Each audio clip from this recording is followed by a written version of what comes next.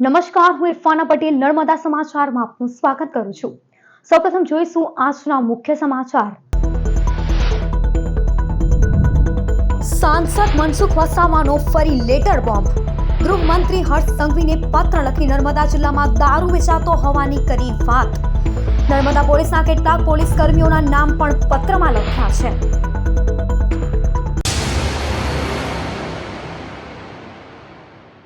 ભરૂચ નર્મદાના ભાજપ સાંસદ મનસુખ વસાવાએ રાજ્યના ગૃહમંત્રી હર્ષ સંઘવીને પત્ર લખી ગંભીર આક્ષેપો કર્યા છે। પત્રમાં કેટલાક પોલીસ કર્મચારીઓ અને રાજકીય આગેવાનોની સાંઠગાંઠથી જિલ્લામાં દારૂ અને જુગારના અડ્ડાઓ ચાલી રહ્યા હોવાનો ઉલ્લેખ કરવામાં આવ્યો છે।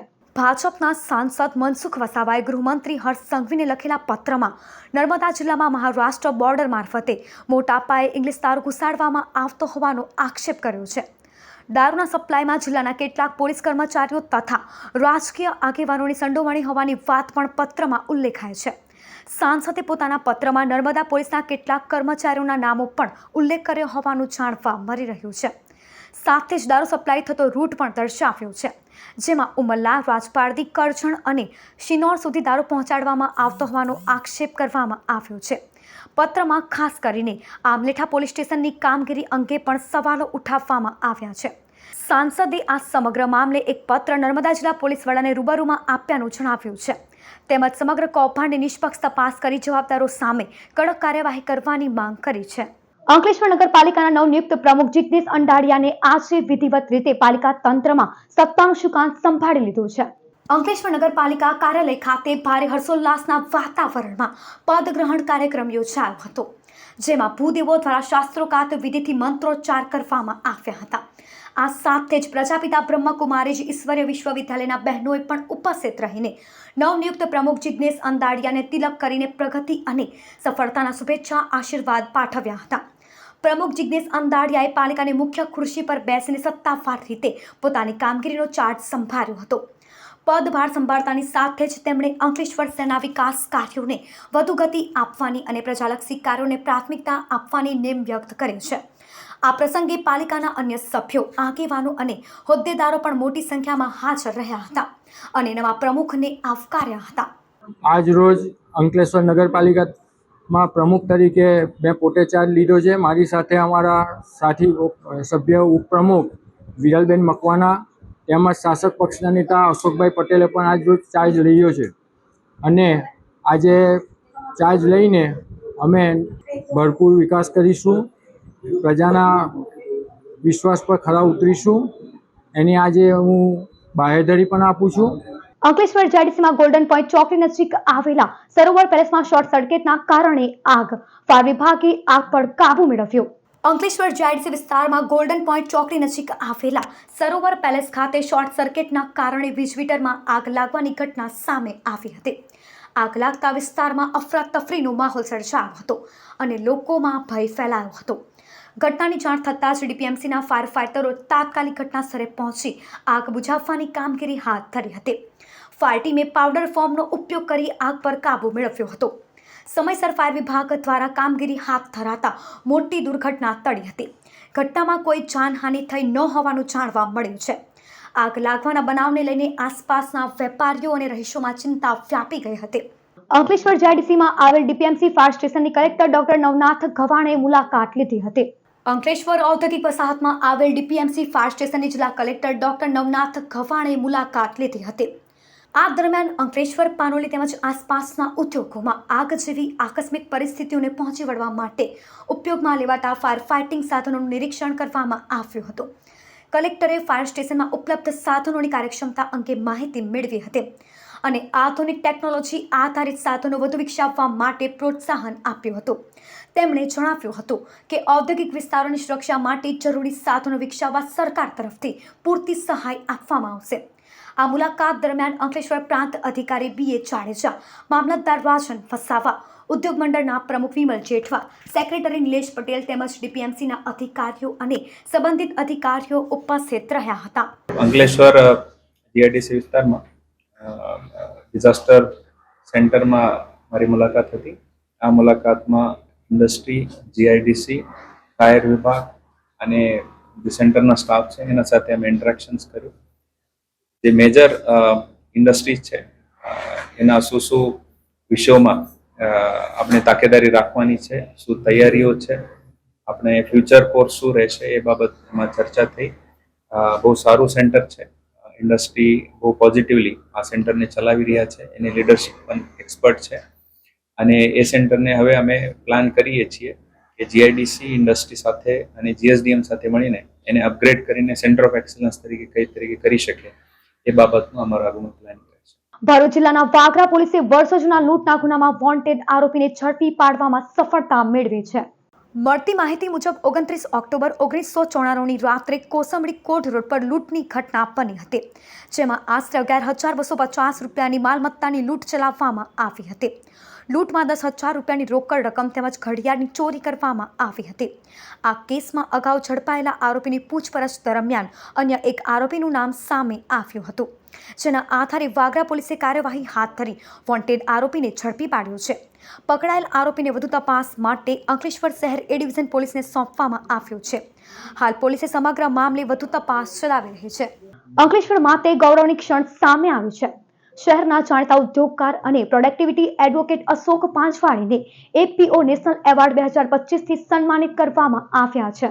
નવી દિલ્હીમાં યોજાયેલ સમારોહમાં એશિયન પ્રોડક્ટિવિટી ઓર્ગેનાઇઝેશન દ્વારા અશોક પાંચવાણીને પ્રોડક્ટિવિટી એડવોકેટ્સ કેટેગરી હેઠળ આ પ્રતિષ્ઠિત એવોર્ડથી એનાયત કરવામાં આવ્યો હતો.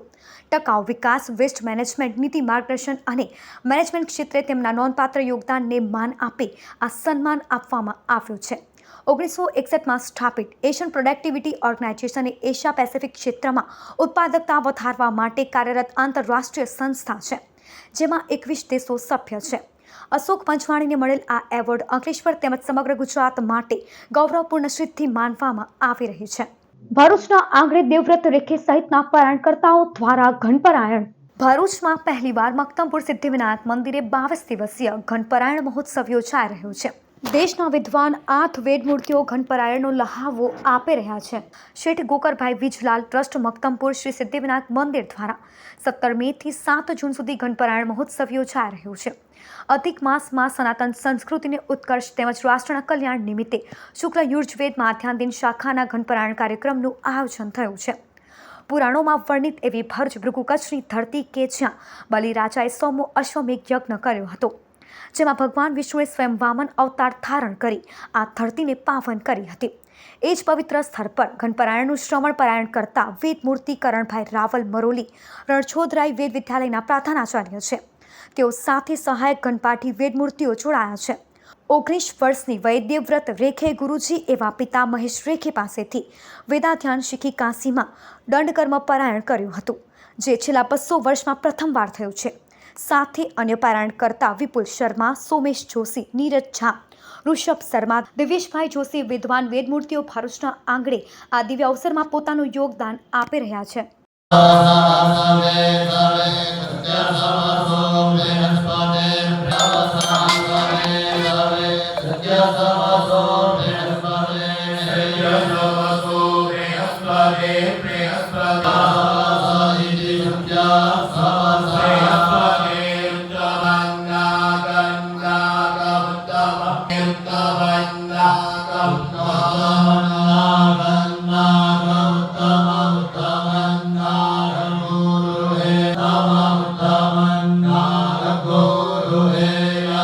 हमारे पूज्य प्रधानमंत्री श्री नरेंद्र मोदी जी ने 2 तारीख को ट्विटर के माध्यम से ट्वीट किया था और उन्होंने ट्विटर में साफ लिखा है कि हम इस गुरु परंपरा को नमन करते हैं, जो वेद का रक्षण करते हैं और वेद का संरक्षण करते समय ही संरक्षण करते हैं और इस परंपरा को आगे बढ़ाते हैं.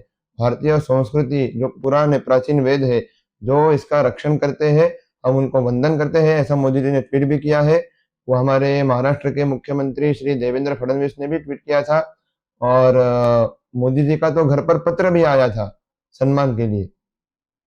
तो इस प्रकार से और भी कई हमारे योगी आदित्यनाथ जी ने उन्होंने तो हमको स्टेज पर बुलाकर अच्छा सत्कार करवाया था और ऐसा भी कहा था कि आप आज तो आप जा रहे हैं, पर यदि आपको आगे और कुछ चाहिए तो पूरा यूपी सरकार आपके साथ में है, हम आपका विशेष सम्मान करना चाहते हैं, ऐसा उन्होंने हमको कहा था. રાષ્ટ્રીય માનવ અધિકાર આયોગના સભ્ય પ્રિયાંક કાનુગાનુના અધ્યક્ષ સ્થાને ભરૂચ જિલ્લા આયોજન ભવન ખાતે સમીક્ષા બેઠક યોજાઈ હતી. રાષ્ટ્રીય માનવ અધિકાર આયોગના સભ્ય પ્રિયાંક કાનૂનગોના અધ્યક્ષ સ્થાને ભરૂચ જિલ્લા આયોજન ભવન ખાતે સમીક્ષા બેઠક યોજાઈ હતી। આ બેઠકમાં કેન્દ્ર અને રાજ્ય સરકારની વિવિધ કલ્યાણકારી યોજનાઓની પ્રગતિ અંગે વિસ્તૃત ચર્ચા કરવામાં આવી। બેઠકમાં જિલ્લા કલેક્ટર ડોક્ટર નવનાથ ગવાણે, ભરૂચ જિલ્લા કાનૂની સેવા સત્તા મંડળના સચિવ પ્રિયદર્શની મોકાશી, જિલ્લા વિકાસ અધિકારી ડીડીઓ યોગેશ કાપસે સહિત વિવિધ વિભાગના ઉચ્ચ અધિકારીઓ ઉપસ્થિત રહ્યા હતા। તમામ વિભાગો દ્વારા તેમની યોજનાઓ અને તેમની પ્રગતિ અંગે પ્રેઝન્ટેશન રજૂ કરાયું હતું। માનવ અધિકારોના સંરક્ષણ અને સરકારી યોજનાઓના અમલીકરણમાં ભરૂચ જિલ્લા વહીવટી તંત્રની કામગીરી સરાહનીય રહી છે। ખાસ કરીને આરોગ્ય અને સમાજ સુરક્ષા ક્ષેત્રે જિલ્લાએ ઉત્કૃષ્ટ પ્રદર્શન કર્યું છે। NHRC સભ્ય પ્રિયાંક કાનૂનગોએ જણાવ્યું કે માનવ અધિકારોના સંરક્ષણના દૃષ્ટિકોણથી સરકારી યોજનાઓનું મૂલ્યાંકન કરવા ભરૂચ જિલ્લાની મુલાકાત લીધી હતી। અધિકારીઓ સાથેની બેઠકમાં વિવિધ યોજનાઓની પ્રગતિ જાણીને સંતોષ થયો છે। ભરૂચ જિલ્લામાં માનવ અધિકારોના જતન માટે સંતોષજનક કામગીરી જોવા મળે છે। બેઠકના અંતે રાષ્ટ્રીય માનવ અધિકાર આયોગ તરફથી આગામી સમયમાં પણ જનકલ્યાણના કાર્યો આ જ પ્રકારે વેગવંતા રાખવા માટે જરૂરી માર્ગદર્શન પૂરું પાડવામાં આવ્યું હતું। તો સાથે જ રાષ્ટ્રીય માનવ અધિકાર આયોગને મળેલી ફરિયાદો અંગે પણ જે તે વિભાગનો રિપોર્ટ મેળવી તેમને જરૂરી સૂચનો કર્યા હોવાની વિગતો બહાર આવી હતી। તો કરજણના ભાજપના ધારાસભ્ય અક્ષય પટેલના પુત્રએ આદિવાસી વૃદ્ધને મારી કરેલા અમાન્ય કૃત્ય બદલ પરિવાર દ્વારા પ્રિયાંક કાનૂનગોને રૂબરૂ મળી રજૂઆત કરાઈ હતી। સમાચાર પૂર્ણ કરતા પહેલા એક નજર મુખ્ય સમાચાર પર। सांसद मनसुख वसाવાનો ફરી લેટર બોમ્બ। ગૃહમંત્રી હર્ષ સંઘવીને પત્ર લખી નર્મદા જિલ્લામાં દારૂ વેચાતો હોવાની કરી વાત। નર્મદા પોલીસના કેટલાક પોલીસ કર્મીઓના નામ પણ પત્રમાં લખ્યા છે। તો આ હતા અત્યાર સુધીના નર્મદા સમાચાર। નવા સમાચારો સાથે ફરી મળીશું। નમસ્કાર।